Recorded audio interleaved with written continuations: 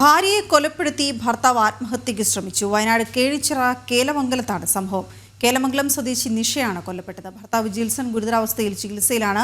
അർജുൻ ചേരുന്ന വിവരങ്ങളുമായി. അർജുൻ, എന്താണ് സംഭവിച്ചത്?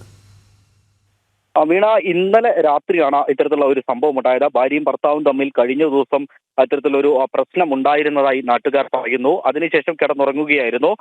തുടർന്ന് രാവിലെ ഇവരെ കാണാത്തതിനെ തുടർന്ന് തൊട്ടടുത്തുള്ളവരൊക്കെ വന്നു നോക്കിയപ്പോഴാണ് ഇത്തരത്തിൽ ഈ ഭാര്യ മരിച്ചു കിടക്കുന്നത് കാണുകയും അതുപോലെ തന്നെ ഇയാൾ ജിൽസൺ എന്ന് പറയുന്ന ഭർത്താവ് ഇത്തരത്തിൽ ആത്മഹത്യ ചെയ്യുന്ന രീതിയിൽ കിടക്കുന്ന സാഹചര്യത്തിലും കണ്ടത്.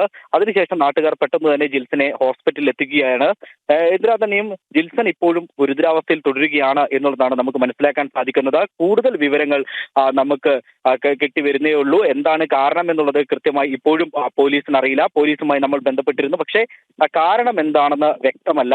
എന്തിനാ തന്നെയും ഇന്നലെ ഒരു സ്വരച്ചേർച്ച ഇവർ തമ്മിൽ ഉണ്ടായിരുന്നു എന്നുള്ളതാണ് നാട്ടുകാർ പറയുന്നത്. വീണ. ഓക്കെ.